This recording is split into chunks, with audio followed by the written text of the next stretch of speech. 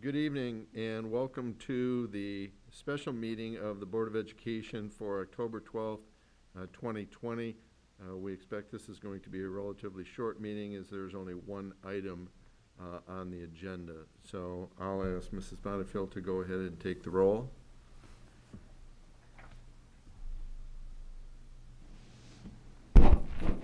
Mrs. Bradford? Here. Mrs. Burton? Here. Mr. Centers? Here. Mrs. Frank will be here later. Mrs. Jarvis? Here. Mrs. Bonnefeld is here. President Johnson? Here, even without Mrs. Frank, we do have a quorum. So we will move to item 2, audience communication. I do not see anyone in the audience. I do not have any blue slips. Therefore, we'll move to item 3, which is to reaffirm resolutions adopted remotely. May I have a motion, please? President Johnson. Mrs. Bradford. Move that the Board of Education of the Livonia Public Schools School District adopt the attached resolution to ratify and affirm all decisions made by this board at regular or special board meetings held remotely between April 27th, 2020 and the date of this meeting. Support. We have a motion by Mrs. Bradford, supported by Mrs. Jarvis. And at this point, I'll turn it over to Mrs. Smith. Thank you, President Johnson. This was a recommendation from our attorney at Thrun Law Firm.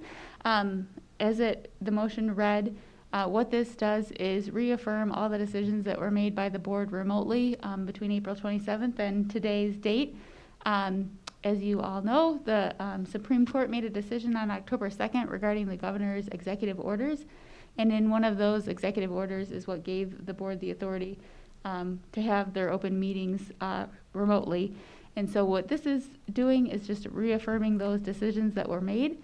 And there's already actions being taken by the legislator to affirm the ability to hold remote meetings. But this is just out of an abundance of caution. Thank you, Mrs. Smith. Any questions or comments from the board? Seeing none, we have a motion by Mrs. Bradford, supported by Mrs. Jarvis. Mrs. Bonnefeld, would you take the roll, please? Mrs. Bradford? Yes. Mrs. Jarvis? Yes. Mrs. Burton? Yes. Mr. Centers? Yes. Mrs. Bonnefeld says yes. President Johnson? Yes, that motion carries. Thank you. That takes us to item 4, adjournment. Is there any other business to be brought at this particular meeting? Seeing none, then we do stand adjourned. Thank you.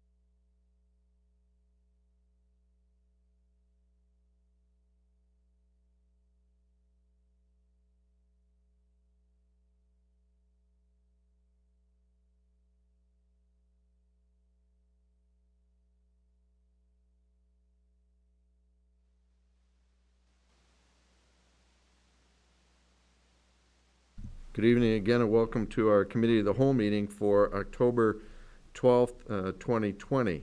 If you're tuning in to watch more discussion on the items that have been brought to the board via the study session, then this is the meeting that you want to watch. You'll see more discussion and more questions at this meeting than you will at our regular meeting or our voting meeting, because by then we've already discussed the items at least 2 occasions, perhaps even more, and therefore we don't have the level of discussion that we would have here. For anyone who is in the audience, and I really don't see anyone, we do have agendas outside of the door and to the right. For those watching at home and want to follow along, you can go to our website, which is livoniapublicschools.org. You can highlight over the school board tab, and you will see board meeting information, and if you left-click on that, down on the left you will see meeting information and meeting agendas, and you can click on that and follow along with us. We do have a number of items on the agenda tonight, so we will get right into our agenda. Item 1 is our audience communication. As I indicated, I do not see anyone in the audience, and I do not have any blue slips. So we will go ahead and move to item 2, our Committee of the Whole.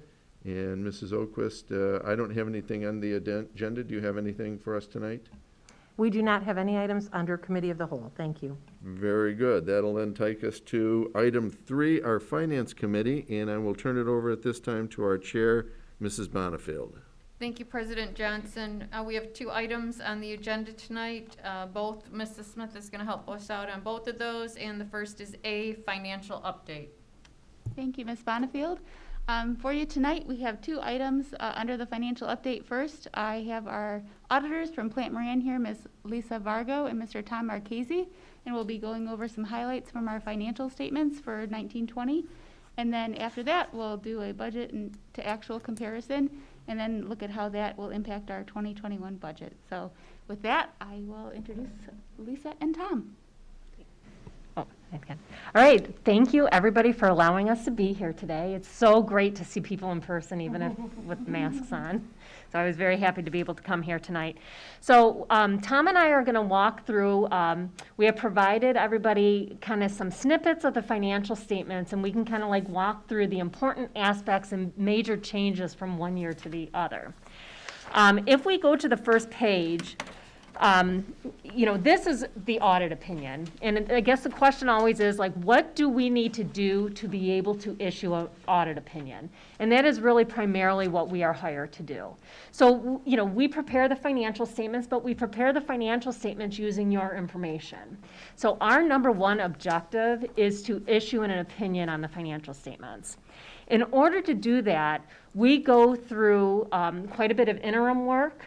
And our interim work would be the work that we didn't come out here this year to do it. We did it all remotely.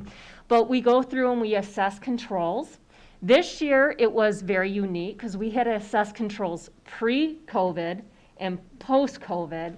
And we needed to really make sure that, once that change of COVID happens, were there still appropriate controls, appropriate segregation of duties, and appropriate oversight in the accounting department.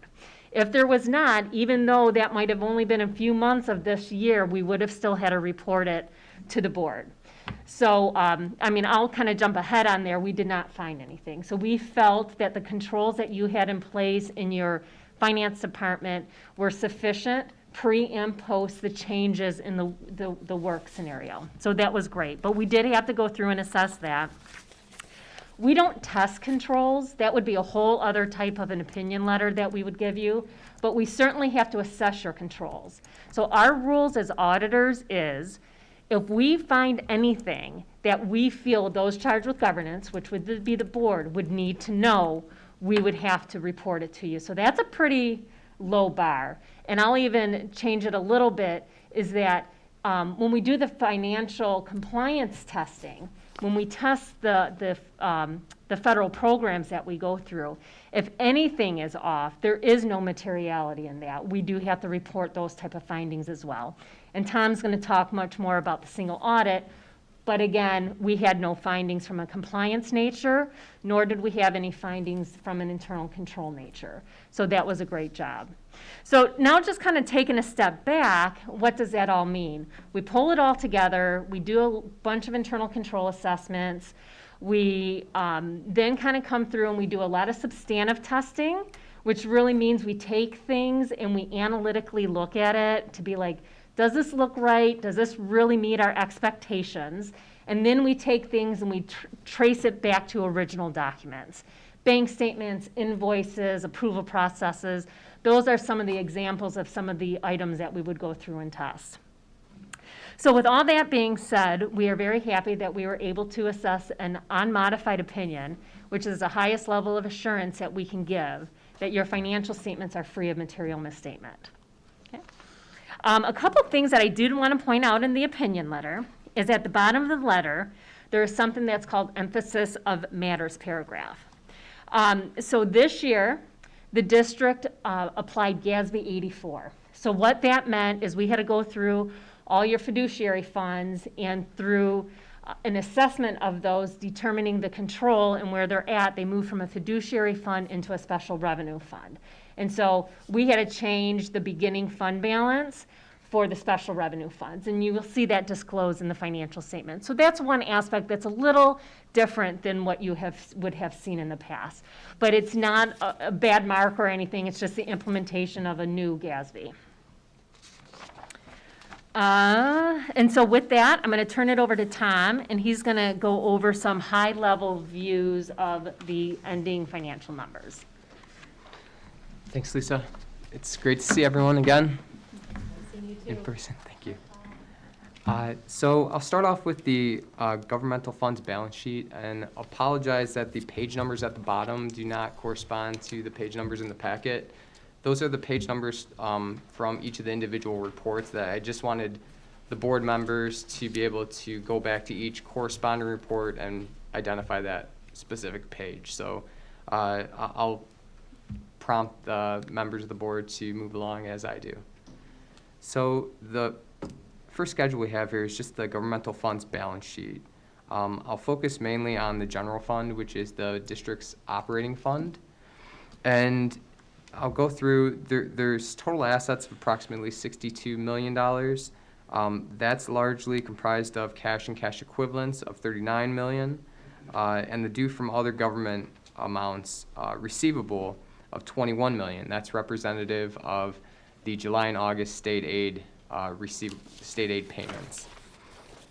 So moving down to the liabilities, you'll see $11.2 million of accrued liabilities and other. That is comprised largely of the summer pays for your teachers and other 10-month employees. Going further down the page, we have fund balance. Total fund balance is $33.75 million. That represents a 9% increase year over year. You'll see within the committed and assigned rows of the general fund, there's $1.5 and $5.3 million respectively. So those amounts are representative of expenditures that were committed or assigned as of June 2020 for the 2021 school year. So that portion's not considered unassigned. The next page is just a carryover schedule for the far right of the balance sheet for the non-major and total governmental funds. I'll refer you to the next page. It's page 15, which is the statement of revenue expenditures and changes in fund balance. So total revenue in the general fund is $163.4 million. That's a 1% decrease year over year. You can attribute that decrease to a decline in the pupil counts along with a portion from the shortfall reduction for state aid. There's a 2.3% increase within total expenditures of $163.8 million year over year. And the change in fund balance within the general fund increased by $2.8 million as of June 30th, 2020. Within the transfers in, I just wanted to point out that there's $3.3 million that transfers in this year. $1.6 million of that amount was transferred in from the Health and Welfare Fund, and we show the balance sheet for that fund on a subsequent page. One of the metrics for financial health for K through 12s throughout the state, well, I'll start out with MSBO prescribes a 15 to 20% fund balance as a percentage of expenditures. So that's one of the metrics of financial health for districts throughout the state. The fund balance for Livonia as a percent of expenditures is approximately 20.6%. So it's right in line with the MSBO target. And some of the keys to having this stable fund balance, some of the benefits, I should say, rating companies will judge a district based on their financial health, fund balance being a large part of that. So it is beneficial for a district to have a stable fund balance, a healthy fund balance. Additionally, the cash management at a district will allow the district to forego any short-term borrowings. So without these short-term borrowings, you're keeping more interest, you're keeping more money in the classrooms rather than paying interest on these short-term debt amounts to fulfill the gap in state aid. So again, this fund balance percentage does indicate that the district has a healthy reserve. So the following page, page 43 at the bottom, is the budgetary comparison schedule. And what this represents is it provides a breakout of revenue and expenditures, the original budget, the final budget, and then the actual amounts based on the corresponding line item. So a couple of the key takeaways here. Within total revenue, you'll see a pretty drastic reduction between the original and final budgets. The original budget called for $153.6 million of revenue. The final budget that was passed in June 2020 called for $148 million of revenue. So the difference there, the original budget was passed in June of 2019. Amid the uncertainty in the economic outlook at the state, there were various budgetary uncertainties with the state aid funding and the potential cuts within the state aid funding. So we saw scenarios recommended up to a $1,000 cut in state aid that was going to be incurred as of 6/30/2020. Fast forward to August 2020, the cut ultimately turned out to be not as bleak, $175 per pupil, but it was still a pretty significant cut to occur after the year had already ended, and the district couldn't really do much to cut expenditures. So you'll see that there's a $6.8 million favorable variance, and that is largely attributed to what was expected with this per pupil cut and what was ultimately materialized of $175. So the district built in a $650 per pupil cut within the final budget, and it realized favorably by about $475, better than expected. So with that, I'll move down to the total expenditures line item.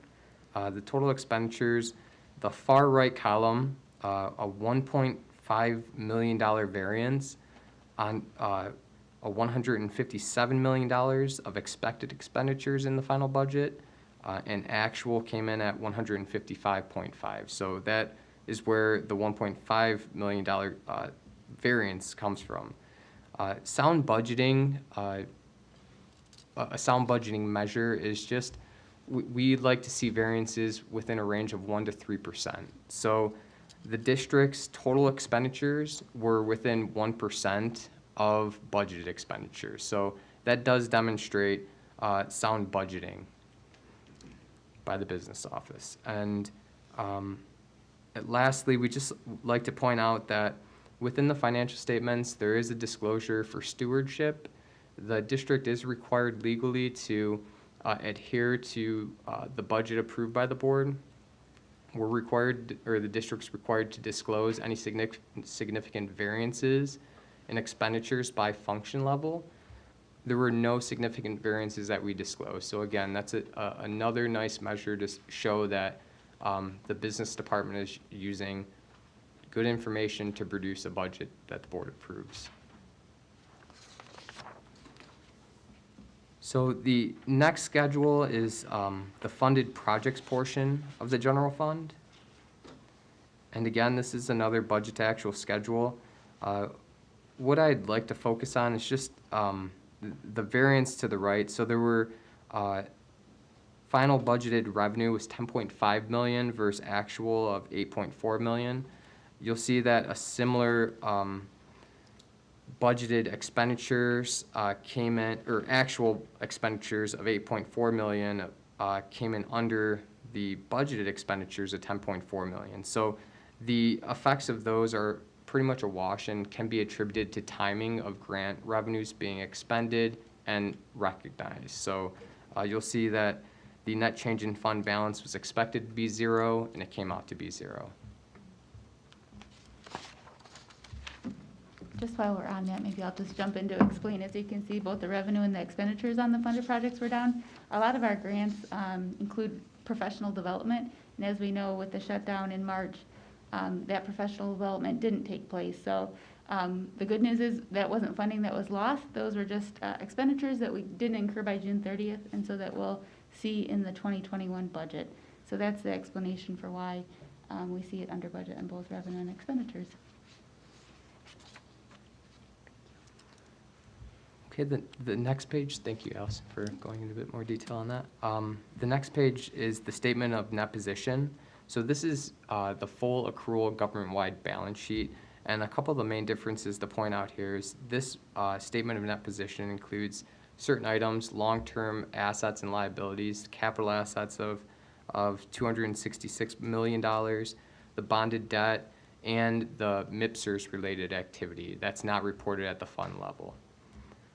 You'll see at the bottom, the unrestricted net position is negative $344 million, $345 million. Most school districts within Michigan that participate in the MIPSers retirement plan will show a negative unrestricted net position based on that allocated share of the liability for the unfunded portion of the retirement system. And you can see if a couple lines up, right above the total liabilities row, the net pension liability and the net OPEB liability, just to quantify the numbers, is $365 million and $78 million. So the next page is the proprietary fund statement of net position for your health and welfare fund.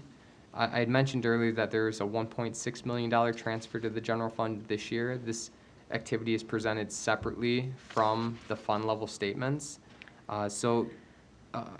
Year over year, your liabilities, specifically AP, decreased, and that was based on some of the changes to the LEA contract, and those were changes to the terms of coverage within the health section of that contract. So with that, there was a reduction in the liability at 6/30/20 compared to what liabilities were at 6/30/19.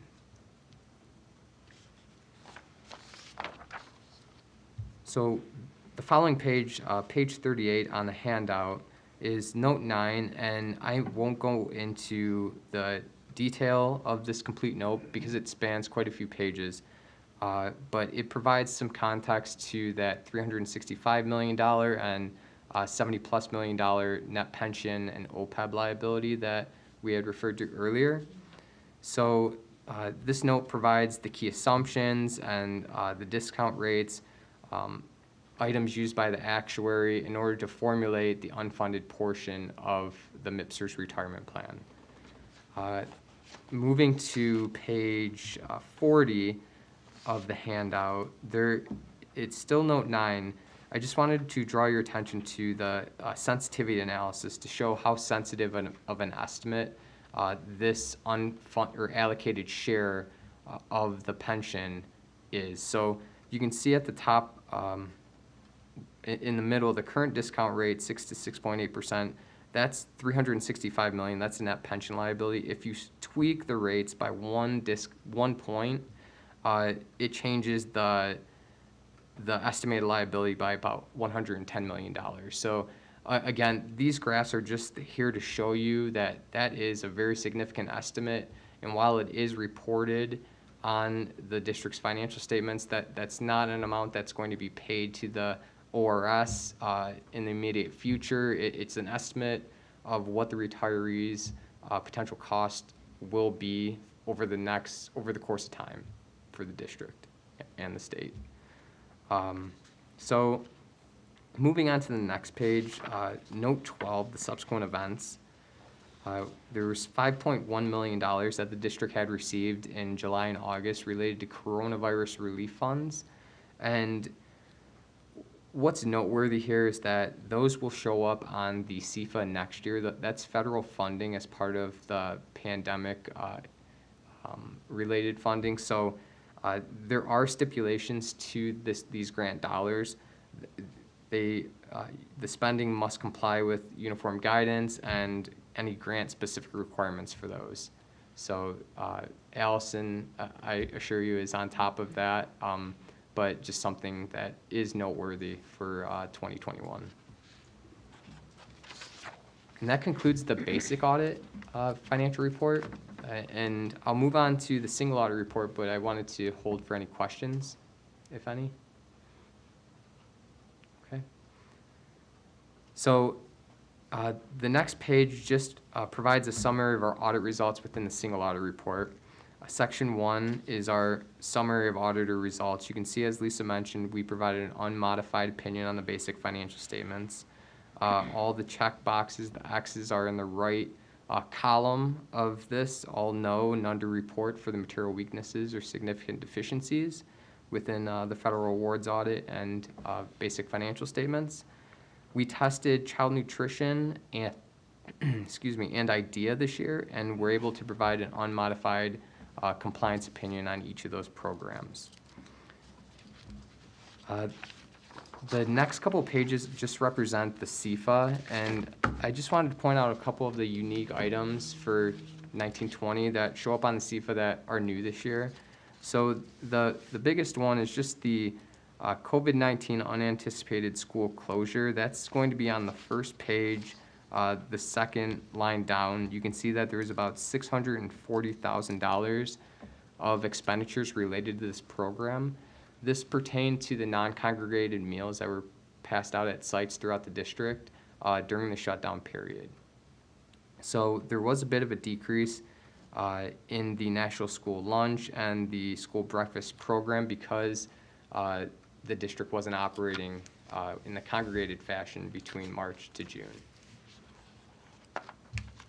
Total federal expenditures on the page 8 of the packet arrive at $8.7 million, and that concludes the single audit report. So I'll hand it over to Lisa for closing and the management letter items. So, any questions before I go over into the letter? No? So the last deliverable included in here is our end of audit letter. This letter, we bifurcate it to a couple sections. The first section is what we are required to report to the board as auditors. And so this letter is a vehicle for us to inform those charged with governance. Did something go wrong? Did we identify something? Did we have disagreements with management? Did we post and identify journal entries? Were there any findings? Anything to that nature would go into this letter. So it's a boring letter because everything went as planned this year. So there's just a couple things to point out, a little different from last year, but we alluded to them earlier. On page 3 of this letter, At the top of the page, it does discuss the transition over to GASB 84. So we just wanted to make sure everyone is on board that that pronouncement was implemented this year. And also included in this letter, and Tom alluded to this and talked about all those estimates related to the MERS and the OPEB. And so, again, we just want to make sure that we disclose that these are significant estimates to the financial statements. There's still real liabilities. They're still out there, even despite that the district is making all its required contributions and doing everything that they are required to do. Despite all that, those liabilities continue to grow through the years. The other parts of this letter, we're providing just some recommendations for those charged with governance to kind of continue to think about. And if you ever have any questions on these, please feel free to reach out. Given this world of remote learning and back and forth and, just kind of making sure that districts manage any potential threats to data, so just kind of keep that in mind because I think we're seeing more and more usage of, remote learning or remote environments. Also, Tom did spend quite a bit of time kind of talking about the fund balance. We also included that here in this letter as well for the board to continue to monitor that. We did talk about what some of the state guidelines would be about the 15 to 20% guide. To kind of keep also a good measurable is the statewide average of districts is at about 14.2%. So when you compare that to last year for the statewide, like overall from over that period of time, school districts have on average increased their fund balance, and that is kind of what we saw over the course of the last couple of years. It's very important to kind of continue to keep your eyes on the ball. There's a lot of unknowns out there, and so being ahead of it and having a strong fund balance is always easier than starting from behind and trying to catch up. Now, the last section of this letter from pages 9, pretty much all the way through the back of the letter, if it gives you any indication of all the constant changes that are going on, this is another vehicle for us to provide some information to the board.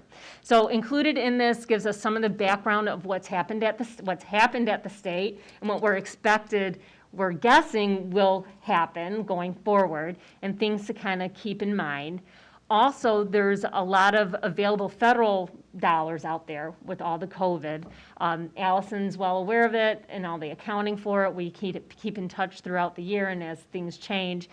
But we also address this as well in the letter. Also, as we kind of talked about as well, we've included in the informational items is, again, keeping your eye on the MIPSers and the fact that liability does continue to increase. The cost to the district is expected to increase 1% next year for the required contributions for the MIPSers. But again, it's one of those numbers you keep, as Tom said, it's not what's due next year. That's a long-term liability, but just making sure we kind of keep an eye on what's going on that as well. So with that does wrap up our presentation. Again, we'd like to thank the board, thank Allison and her team. I'm sure it was not easy to do this audit remote, but her team did an absolutely fantastic job getting us the information, getting it timely and accurately. So we appreciate it. So we're happy to take any questions. Thank you, Mrs. Bonnefield. Lisa, referring to this year's estimate of the MIPSers liability, it's 365.5. Do you recall what it was last year? I don't. Let me see. I've got. Actually, I can pull that up right now. Oh, It's nice having everything electronic. It helped us transition in March, It is. and I can pull it up.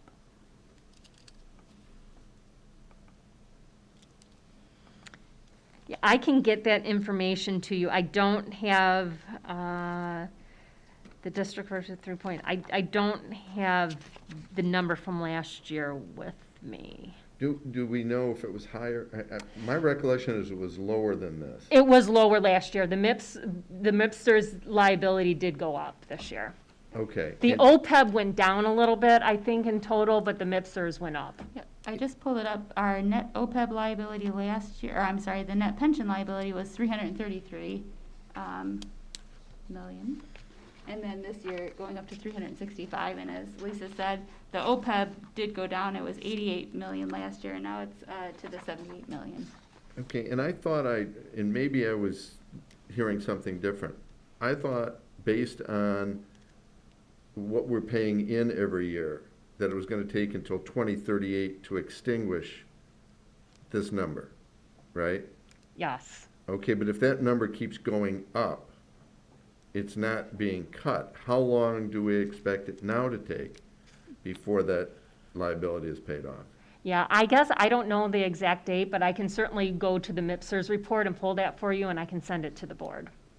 Okay, because it seems to me that if the number keeps going up every year, this is just, it's kicking the can down the road, so to speak, that it's gonna take longer and longer and longer. Do they really ever see this being paid off?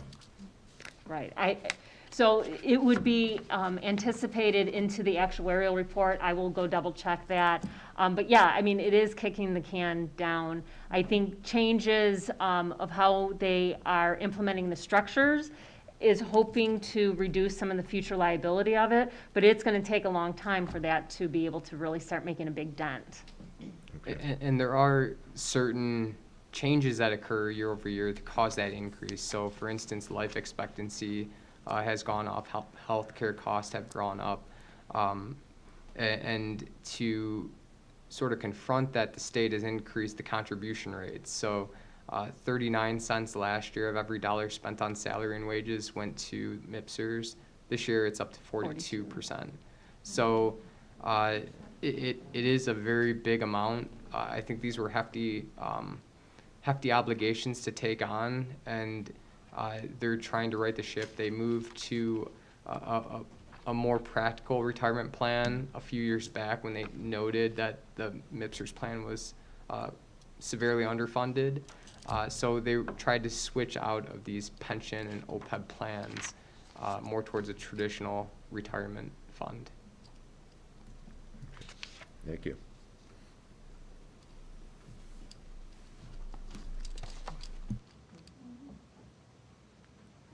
Okay.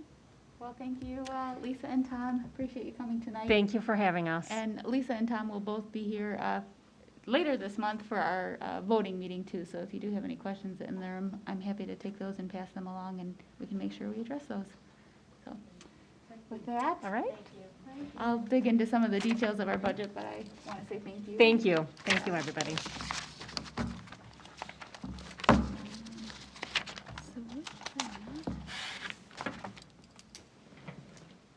So with that, we'll see if I set this up correctly. I was going to pull up for you the budget update that we went over last week for the benefit of the community, and share with you first the 2019-20 budget to actual breakdown. Perfect. There we can see on the screen. So we'll look at both the revenue and expenditures, and then take a look at how this will impact our 2021 budget. So as we can see on the screen, I'll make that a little bit larger, hopefully that's a little too large. So on the revenue side, as we just went over with our auditors, the final amendment, I had projected $151.4 million to be received, and we received $158.3 million. And really, the biggest explanation for that variance was the state aid change. In May, we had gotten multiple recommendations from professional organizations that you should be conservative this year, and you should plan for a cut based on the sales tax revenues being down. So we did include a $650 per pupil cut in our final budget amendment. And then, as Tom shared, we learned in late July the actual cut was $175 million. So that was a change there. And then on the expenditure side, again, I had budgeted for $157 million, and the actual expenditures came in at $155.5 million, or $1.5 million to the good, right at that 1% range.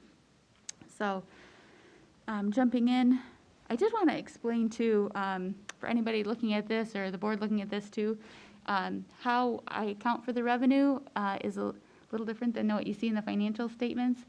In total, you'll see that the total revenue difference was 6.8, but I'm following our 1022 state accounting manual, and really the big change is the Wayne County enhancement millage I include in the local revenue, whereas the auditors put that in under inter-district sources. So again, in total, they're the same, but anybody looking at that, I didn't want to cause confusion, so that was the reason for that.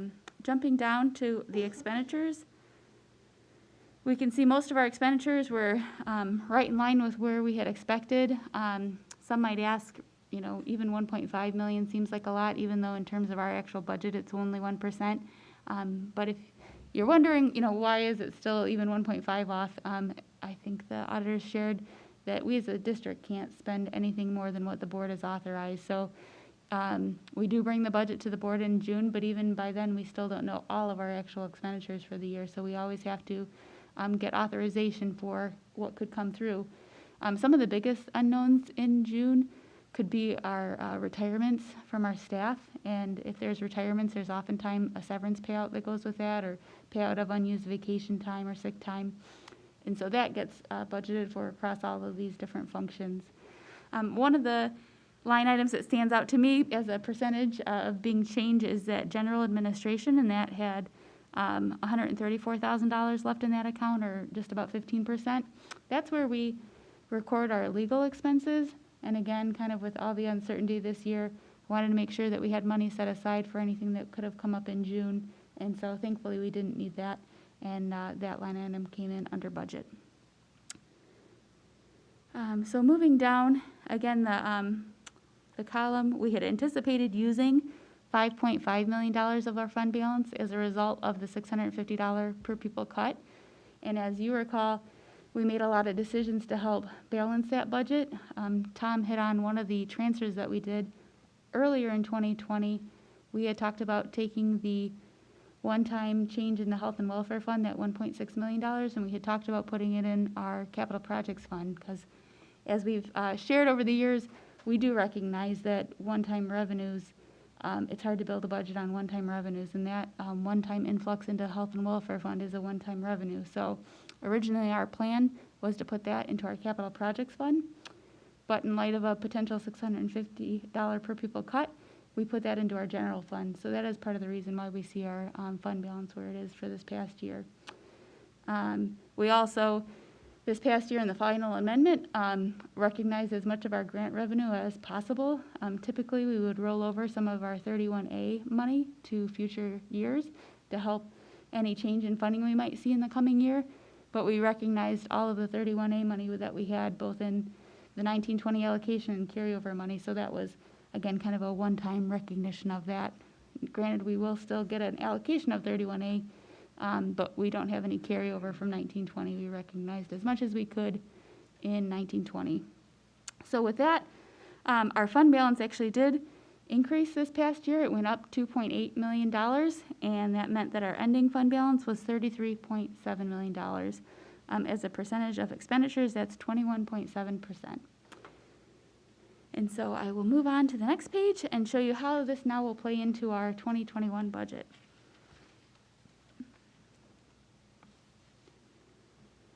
So here we'll see our 2021 budget in this first column here. Again, this is our proposed budget. We thought we would be starting the year with $26 million, and we thought we would need to use a significant portion of our fund balance to maintain our programs, and that we would be ending the school year with $19.2 million. Again, we included a number of adjustments there. Again, and we assumed that we would be using a portion of our fund balance for 1920. We also carried over that $650 per pupil cut. They projected that that would roll over into the 2021 school year too, so we carried over that lower foundation allowance to that year. We did budget for a loss in students, and so yep, that is where the ending fund balance was projected to be. Now, as we move in over to the second column, which will be our first budget amendment, which I'll be bringing to the board, We can update the beginning fund balance with what it actually was, which is $33.8 million. And then I have some various revenue adjustments and expenditure adjustments to go over with you. And again, with those adjustments in mind, we're now looking at our fund balance staying relatively flat, ending at about $32.9 million or 19.9% of expenditures. So on the revenue side, as I shared, we had budgeted for a $650 per pupil cut, and what actually came to be was a $65 per pupil increase. So I've gone ahead and reflected that increase into our general fund. And as our auditor shared, we also received some COVID-related revenue, federal revenue from the state. It came through in our July and August state aid payments, but because it was signed into law after June 30th, we couldn't recognize it in 1920, so it became 2021 revenue. So I've added that into our budget. In total, it's about $5 million, and that'll help us with our COVID-related expenditures, which we'll see further down on the page. Next is our student enrollment decline. And this past week was our student count, and as we know, we don't have a final count yet, but some early indicators show that we are going to be down more students than we had budgeted. Just as a reminder, for the 1920 school year, we were down about 96 students, and so with the uncertainty brought on by the pandemic, we budgeted conservatively for a decline of 200 students. And again, early estimates are showing that we might be down in the neighborhood of 450 students. Again, that was a very large number, but one of the positives the state has helped us with is changing how they calculate the student count. So historically, your student count is calculated by taking 90% of your fall count plus 10% of your prior spring count, and that becomes what your student count is for the coming year. But for this year, for the 2021 school year, they're doing a super blend. They're taking 75% of your foundation allowance, of your pupil count from last year and 25% from this year. So even despite being down more students than we had budgeted for, it's actually less of a hit to the district this year because of that super blend. So that super blend was a huge win for the school districts, and we're very appreciative to our legislators for advocating for something and passing something like that, because really what that does is it helps schools kind of ride through this and get through this school year and then plan for the coming school year, and we can adjust for that student enrollment decline. But as you know, we put budgets in place, we put staffing in place before the kids arrive on the first day. So it's very hard, once the school year starts, to make those mid-year adjustments. So thankful for that change in how the student count is calculated so that we can plan for that now in this coming school year. And two more items under the revenue I'd like to share. First off, it's a change. It looks like a decrease to our Wayne County Enhancement Millage. That's actually not a decline in revenue. What that was we again had gotten some information that we were seeing delayed payments out of the Wayne County Treasurer's Office, and so that our final payment for the Wayne County Enhancement Millage might not be received in 1920. So I had taken that out of the budget for 1920 and included it in the budget for 2021. But thankfully, our last payment for 1920 actually did come in June, so that was recognized in June, and therefore we didn't recognize it in 2021. And the last change on the revenue side, we do have a board policy in place that the sale from property goes into our capital projects fund unless our fund balance is less than the MSBO recommended amount. And again, based on our proposed budget, we were going to be under the MSBO recommended amount. So in the proposed budget, I had included the sale of property in the general fund. Now that our fund balance is where it is, board policy would now require us to put that over into the capital projects fund. And again, the reason for that is recognizing that it's not ideal to build your budget based on one-time revenues. So it's really aligning your one-time revenue with one-time expenditures, such as capital projects. That takes us down now to the expenditure adjustments. We've talked for the last number of months of everything that we can do to mitigate, obviously, the spread of COVID. One of those, the big things that we're doing is lowering class size. So we've hired a number of staff. Some, for instance, retirements we may have recognized in previous years. We filled those and in fact added positions so that we could bring down our class sizes across the district. So the cost of that is in the tune of about $2.8 million plus another $1 million worth of retirement and FICA for those staff.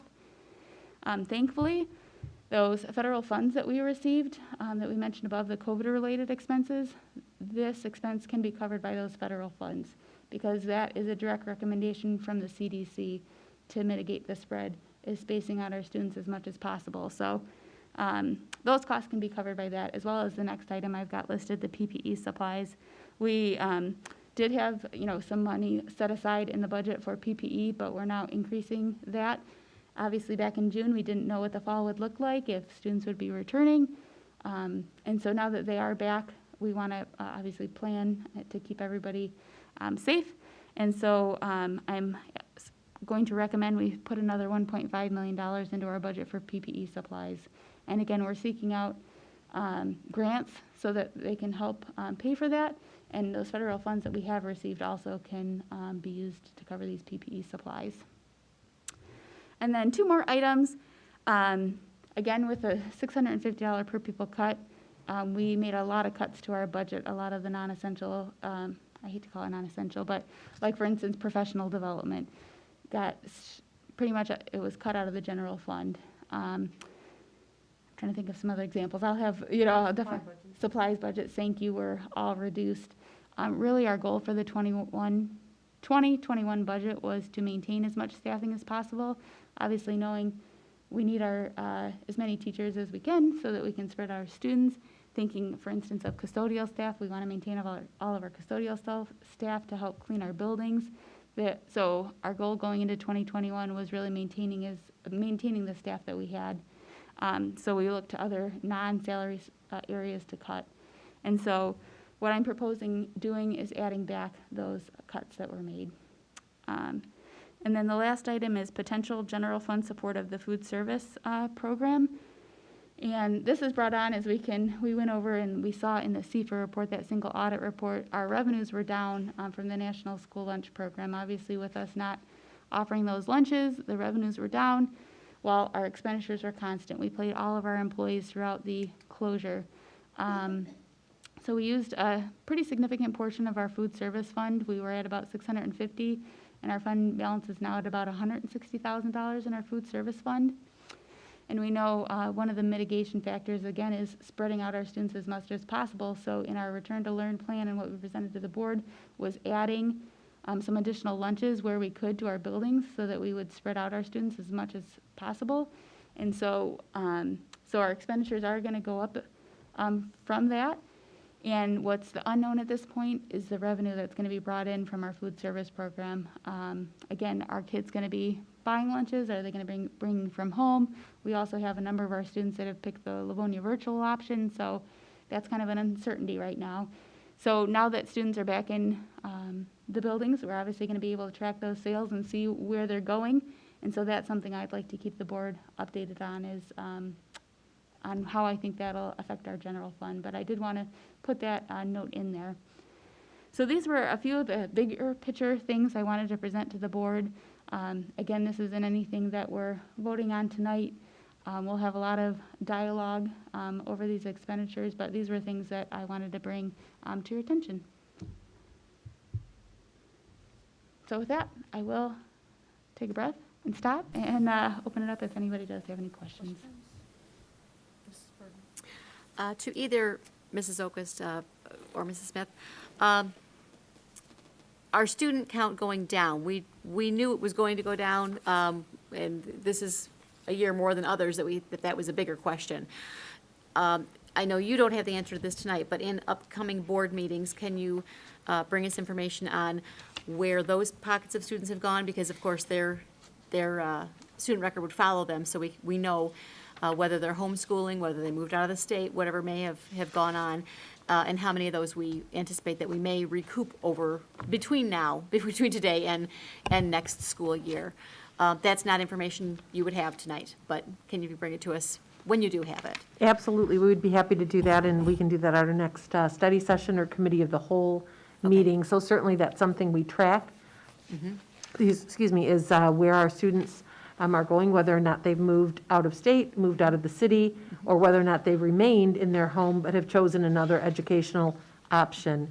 And so that is certainly something that we track closely, and we're beginning to clean up those final details now that Count Day has taken place, and we would absolutely be happy to bring you a summary similar to what we've done the past couple of years, if that would be helpful. That'd be great, thank you. And then my other question, the federal funds that we've used to hire some of our newer teachers to lower class sizes, those federal funds, at least as far as we understand right now, are one-time, one-year only funds, is that correct? That is correct. Okay, so then at next year at this time, or before next year at this time, we would need to make decisions on whether we're going to allocate general fund dollars toward keeping those positions, or what our class sizes may look like at that time. That is correct. And we typically do have a number of retirements in the spring, so that is something that we can rely on. We'll have that decision if those will be natural retirements that don't get replaced, or again, if we want to maintain what we put in place this year and use some of our general fund dollars to do so. Okay, And so certainly that's something that, again, as we normally do, beginning in about February, we'll begin that process, which may sound like a ways away. It will be here before we know it. And it's very important that we have extended time with you to be able to discuss those items. And so one of the things we'll do is to begin to project that enrollment out and begin to project budget recommendations. We'll work certainly with feedback from our school teams and our staff, our administrative team, and then our cabinet team. And we will then begin to bring forward with you over that multi-month process recommendations for budget. And that will be the exact question. One of the questions we'll certainly be asking and taking a look at is where we can maintain that and anticipated staffing changes or retirements, and what we can do to utilize continue to utilize the wonderful staff we have brought on board for this year. absolutely. Okay, thank you.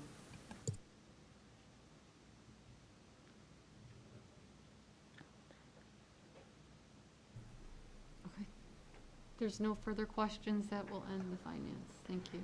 Mrs. Oakwest. I just wanted to make I just wanted to acknowledge Mrs. Smith, our Director of Finance, and her entire team. They have each year done truly an extraordinary job of being outstanding stewards of our district finances, very fiscally responsible, as you know, but also very, very organized in the way that they go about their work throughout the year, not just during audit time. But this year especially was a very different way to produce that material for our auditors, to be able to answer questions and go through that process, and to not have those folks on site for a couple of weeks, which we normally do. So that certainly required our team here to do things differently. And I really want to commend Mrs. Smith, not only for that work, but as you take a look at those budget summaries, as you know, we were looking at some very uncertain financial picture when it came to both 1920 and 2021. Yeah.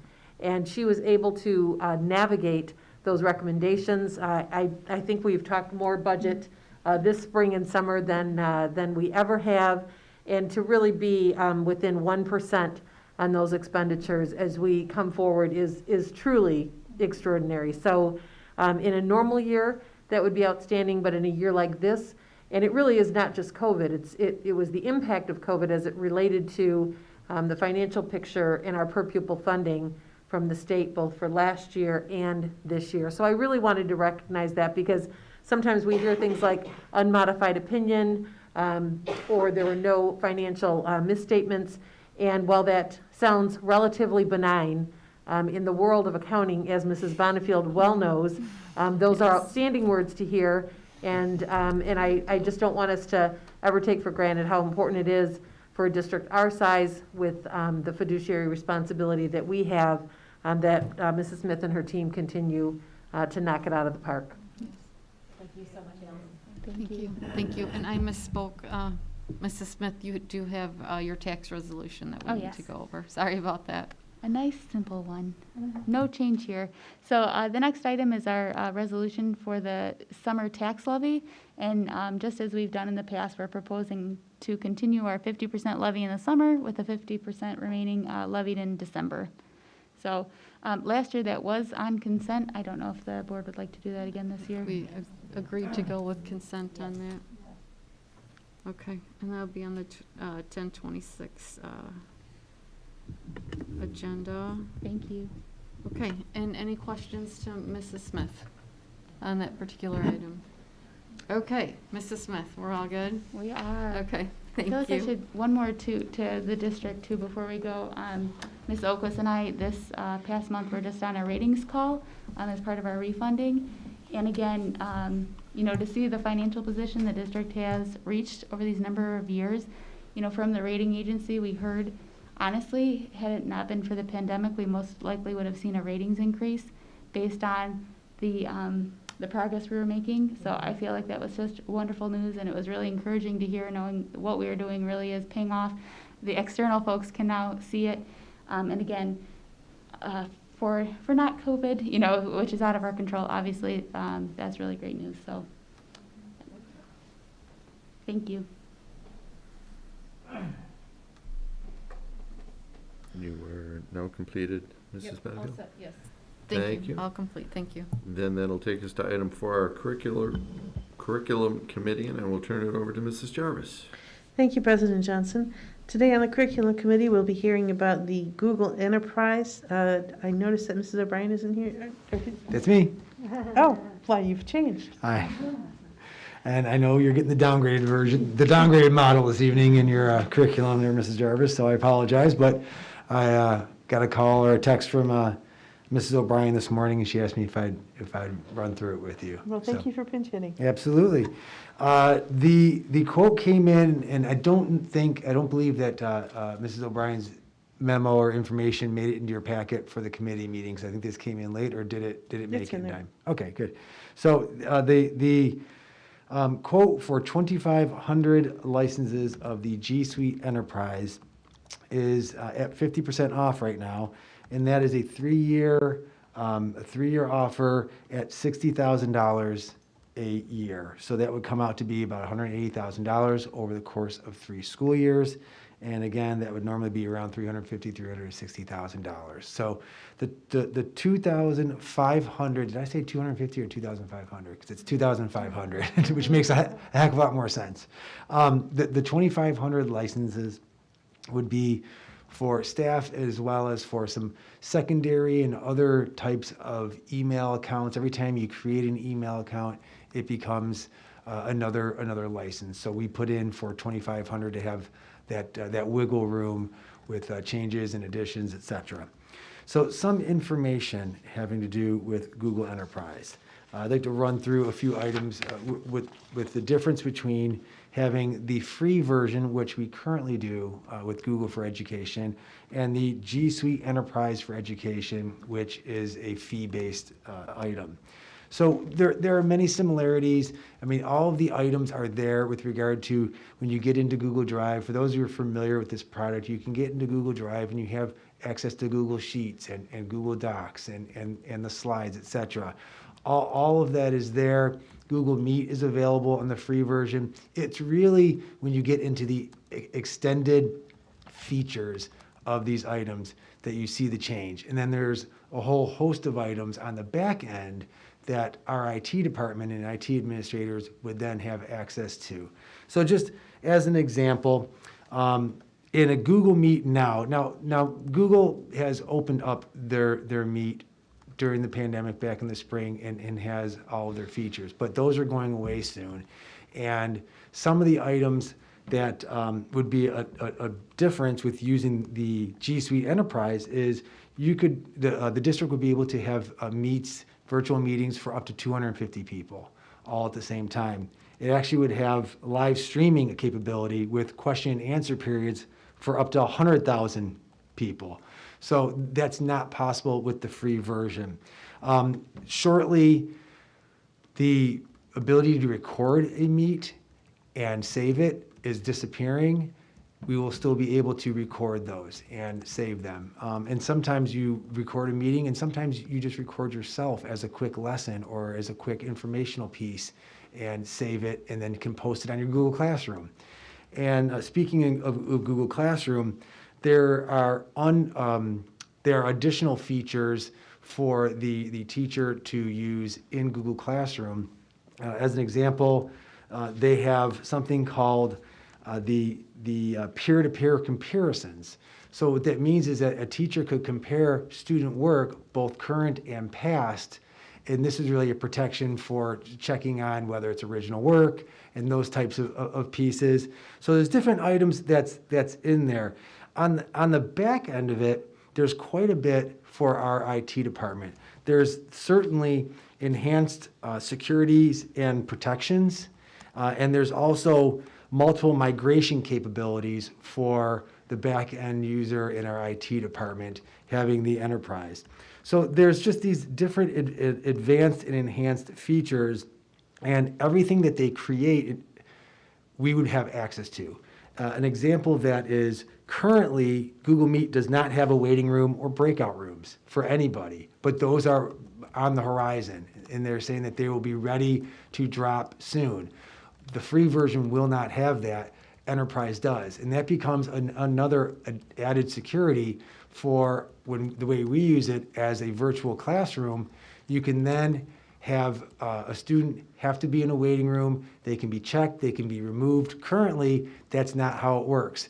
Anybody with the link can hop into the classroom meeting and hop right back out again, and you wouldn't know kind of what hit you. So there are, in the breakout rooms, if you're not familiar with that concept, or if anybody at home isn't familiar with that concept, that is when you have a full group all together in your virtual meeting, and then the teacher could take the classroom students and break them into their own virtual little meetings. So if you want to break them into groups of 4 or 5, you can do that multiple times, and then the teacher can go through each of those small classrooms or those breakout meetings and visit the students, and then call them back together as a full class again. So it's a really great feature that our staff was asking for, and we can't provide, A, because Google hasn't dropped it yet, but B, we can't provide even when they do drop it because we currently aren't Enterprise for Education subscribers. So there's, again, some for the front-end user. There is something for the back-end IT maintenance, the security enhancements, the capability to have other features in Classroom and in the Drive series. And we are bringing this to the board for as a recommendation for approval at the meeting next week, the voting meeting. And again, as a reminder, it's $60,000 annually for 3 years. And that is at a 50% discount currently. Are there any questions or comments? Mrs. Frank? This might be a question for Mrs. O'Brien when she gets back. Mr. Francis, I'm not sure. How committed are we to Google Classroom, that piece of Google Enterprise? I know we looked at different platforms before during the summer, and I know that we chose this one for this year. Are we long-term with it? Are we year by year? The conversations that we've had, when it first started, we told staff to use what you're familiar with, mm-hmm. and Google was one that many people had gravitated to, but we had folks using Zoom, and that was tried out. We have the Teams version, and at this point, I think this is what we're trying to do, is to say, if we're going to have Meet, let's secure it, let's have breakout rooms, let's have security to have a waiting room, let's integrate that suite both at the front of the house and the back of the house to be able to, because with Microsoft, we do have that capability now. We want to have that capability with Meet. The commitment would be to be able to, at least in the short term, and when I say short term, I don't mean a month or 2 months. Yeah. I mean over these next few years, as we delve further and deeper into the virtual learning or having synchronous versus asynchronous classrooms, to have a comfort level with the teaching staff as well as the students. And in my opinion, and I think I can speak for Ms. O'Brien and Ms. O'Brien's opinion and in Mr. Klan's opinion, to have Google and to continue to use Meet the way that it is functioning currently is not ideal and actually can be a bit disruptive. Therefore, we don't want to have to turn on a dime and say everybody now needs to learn something else. Yeah. So we want to be able to keep that gate open, yeah. and continue for the comfort level of our students, the comfort level for our staff. And in the meantime, what's comfortable isn't always the best solution. It has to be secure. It has to be appropriate. This would do that for us. Okay. I guess The other thing I would say about Google Classroom is that our teachers have invested a significant amount of time in creation of materials. And so the benefit of doing that now, what they've done over the summer, what they've done this fall, and will continue to do, is something that they can then continue to access year over year as they are able to update for their students. And so one of the things we think is important is recognizing the effort that has already been put into creating the materials in their Google Classrooms and being able to have that available to them for the next several years. And so that's been something that we have looked to be consistent across our district, and we believe being able to maintain that is important. Thank you. Any other questions? Mrs. Burton? Yes, I think that this is a relatively small price to pay for a lot of enhanced technology and security. Our parents and our teachers and our other staff members have gone through, like you said, such an enormous amount of effort over this last 6 months. If we can keep on this road, even if we ultimately change paths a few years from now, if this bought us 2 to 3 years of security using a system that folks are mostly, that they're either accustomed to or they're getting accustomed to quickly, I think that it's very, very valuable. Any other questions or comments? Well, thank you very much. I request that for next week's, the 26th. Next week, we won't be here. And President Johnson, that concludes the curriculum committee. Thank you, Mrs. Jarvis. That takes us to item 5, our building and site. I'll turn it over to our chair, Mr. Centers. Thank you. We'll do that again. Thank you, Mrs. Jarvis. And we will then move to item 5, building and site, and I will turn it over to Mr. Centers, our chair. Thank you. Thank you. Our first item is 5A, approval amount for DTE conversion of light poles to LED. Mr. Francis. Thank you, Mr. Centers. In March, the board approved $69,710 for DTE to convert the remaining poles that the district has on properties to LED. And with that approval amount, originally, as I stated in the memo that's in your packet, we had taken a rebate from DTE, removed it, and came up with that number. So with that approval amount, the work has been done. Once DTE got on site, the numbers of poles were a little different. There were some that were out of service and we didn't need. So the numbers slightly changed, but the bottom line is once they finished and invoiced the district for the work that we had authorized, it came to $77,208, which is obviously more than the board had approved. And the reason for that was the rebate portion. We took the presumption that the rebate was an instant rebate, if you will, as opposed to, not having it paid first and then getting the rebate post-payment. We had conversations with DTE, and they said because it's coming from a different department of DTE in different funds, it had to be done as such that you paid the full amount and then get the rebate afterwards.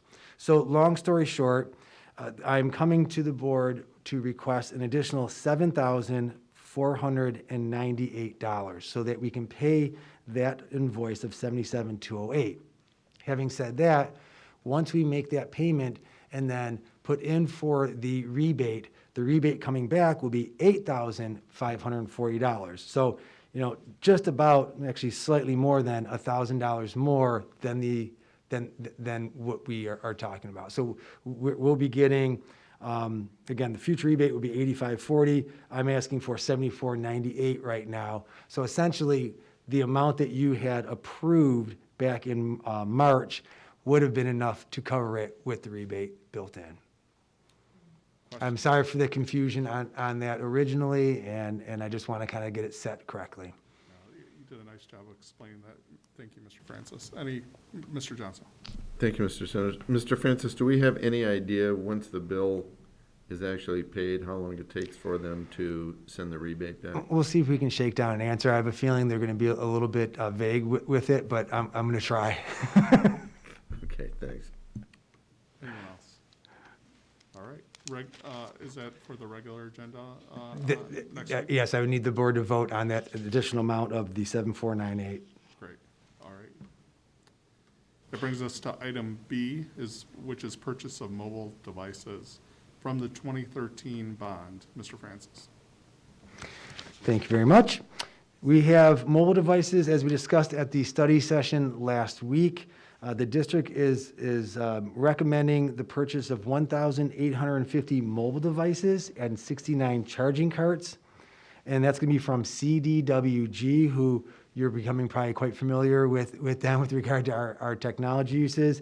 And that is coming from the REMC Save Bid project. It's the amount of $1,168,190. And it would be for Microsoft Surface Go 2s. And these would be used in kindergarten and first grade classrooms across the district. So the idea being that we would have these Microsoft, this Microsoft Surface Go 2 in a charge cart with a protective case in the classrooms, K-1 district-wide, enough in each cart for each classroom.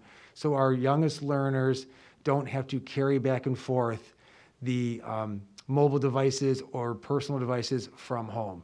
If I could back up for a moment, and if folks at home are watching or listening in, we have stated to our students that if you received a mobile device, i.e. a Chromebook, from any of your schools last spring or more recently during the early fall, late summer, and you have that at home, we said, go ahead and bring that into school.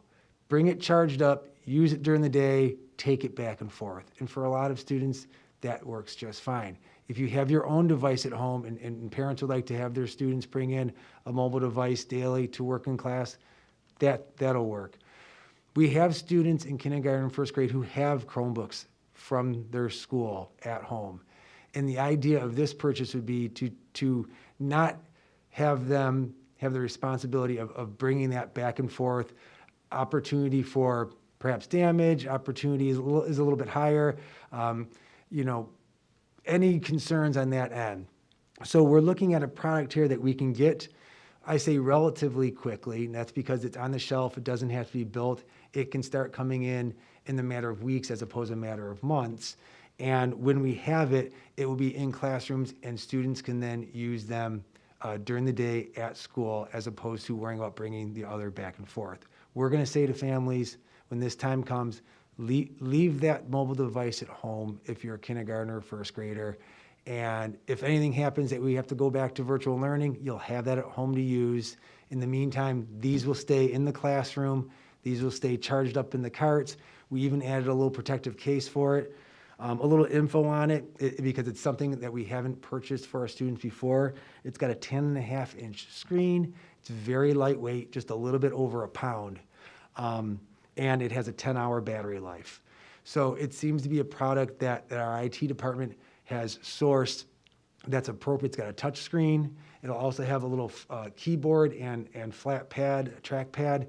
So it's a good item for young learners to be able to go on and get to items that are in the cloud, items on the internet, other sort of light work that you would do on it. It's not a super powerful machine. It's much more like an iPad or some type of mobile device of that nature, but it also still has the Microsoft capability. So if there is a Word document, et cetera, it would be able to open that up. It just wouldn't do major software like we have talked in the past that our high school students use in some of their specialized classes. But that's not the point of it. The point of it is to be a lightweight, nimble device for our youngest learners. Questions? Mrs. Frank? I just think it's important, although this is for K-1, and Mr. Green, you might be able to speak to this a little bit more, but I think that the investment that we're making from the bond, from our taxpayers, that we have this money left over. That's where this came from our leftover technology fund.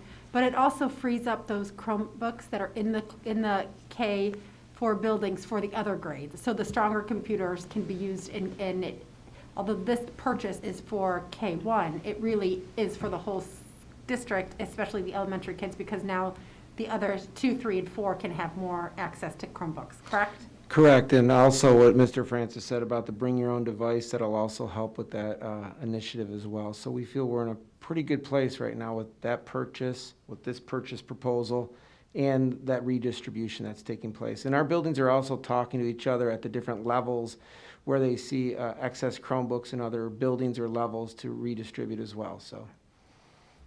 And I appreciate you bringing it up. I didn't talk about the funding source, so thank you for saying that. The majority of this will be coming from the 2013 bond, which would be the finalization of the 2013 bond of new spending, and the remainder would come from the district sinking fund. All right, anything else? All right, thank you. That'll be on our regular agenda. I asked for that to be in the regular, please.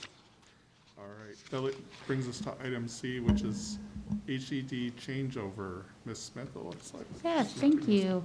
It has been months since we've talked about this, so I thought I'd go back and give a little bit of background before I get into the particular change order. As we were just discussing, our 2013 bond really has come to a conclusion.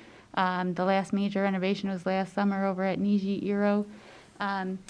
And so that kind of left us with a question of, what are we doing here in our board office? And it's not just the folks that work here, but it's the folks that come over here on a pretty regular basis. We do a lot of professional development here. It's also where families come to register their students, where we hold our public board meetings. And yet this building has seen very little change in the last 40 years. And you wouldn't know it necessarily by watching at home. We've done some cosmetic upgrades to the lower level right here, but really upstairs, very little has changed. And it's very interesting to see it. Honestly, you see the pictures from like the 70s, and the rooms pretty much look the same, despite, you know, the amount of change we've seen over departments and stuff like that over the last number of years. So we really started just having kind of some informal conversations last fall. As you know, we had this past fall is also when we started talking about sale of some properties and those funds going into our capital projects fund. And we realized that we were going to have some funds available should we decide to do something here at the office. So it was in January that we engaged HED to complete kind of a phase 1. And really that was just a basic. They met with all of us, did some interviews of all the staff here, kind of found out what the needs was, did that assessment, and came up with some potential ideas, some potential layouts that could work in this structure without doing major changes, none of the exterior walls moving or whatever. But we do have a lot of flexibility. A lot of these walls in here are like the movable walls. So again, we engaged them back in January to begin some of that programming assessment. And then that work concluded, and we were excited to see some of the possibilities that they presented to us. And they also presented an estimated cost, and we realized that that estimated cost did fall in within the range of what the capital projects fund could support. And so it was in May that we came back to the board and asked if we could move on with phase 2, and just part 1 of phase 2, which would be to build on that work that they had started and start doing the architectural blueprints and drawings, so that should we decide we wanted to move forward with the project, we would have everything we needed to put the bids out and start construction. And so what was authorized in May was for them to start the blueprint process, and so that's what they've been working on. They've been meeting regularly with Mr. Francis and I to give us updates, to show the work they've done. We've had a lot of kind of back and forth and ideas, and we're really excited on the progress we're making. But now, as they're getting into the weeds of things, a few things have come up, and that's what they're requesting these change orders for. And this is primarily a result of the conversations we're having and some of the things that we'd like to see done that are prompting this request for some additional hours for them for the work. So the total request is for just over $15,035. And it covers a number of different things. Electrical upgrades, some mechanical modifications. One thing, if you haven't been in our building, you might not know, we don't actually have restrooms on the first floor. So part of the build will be putting restrooms on the first floor of this building. And so with that, there was some need for some changes to the cold water piping. We also have a small modification too for an in-wall AC unit to be removed and then bricked over. So in total, the cost is just over, again, $15,000. This is work that they haven't proceeded. Again, we come back to the board before we incur any costs. But it was something that we feel was justified and again moves us along to that goal of having some plans ready and available should the board decide to move forward with the project here. Questions? Mrs. Berg? I'm excited to see this next step going forward. You mentioned restrooms on the first floor. That's a significant issue when we are in a building this old and we have an elevator, but the elevator is not modern. Or reliable. That's even more blunt. Yes, I mean, scary is another word for it. These are things that we knew were going to need to be done. We're talking about mechanical and electrical upgrades. That's not surprising. This building is very, very, very old, and annexed is a second building that's older yet to it. So I am absolutely in support of going forth with this, and also as the next step after this question is, and it may not be a question for this meeting, but I'd like to know sometime in an upcoming meeting when we're looking at actually being able to go on and actually do the physical work in this building. That obviously had to be put on hold because we had to deal with a much, much larger COVID issue that demanded 100% of everyone's attention. But this is the only building in the whole district that it remains in its nearly original, if not completely original condition, and it's one of the oldest in the district. So it absolutely needs to be done. Like you said, it's utilized by so many people. And if we have the money in our capital projects funds, and that's what those dollars are for, I would absolutely love to see this commence as soon as it can. I recognize it may not be able to happen as quickly as we would like because we would need to displace people, and if displacing people out of this building temporarily is not feasible because of crowding issues in other buildings, we obviously can't do that. But my point is, as soon as it's feasible to begin that next phase, I would love to see that be done.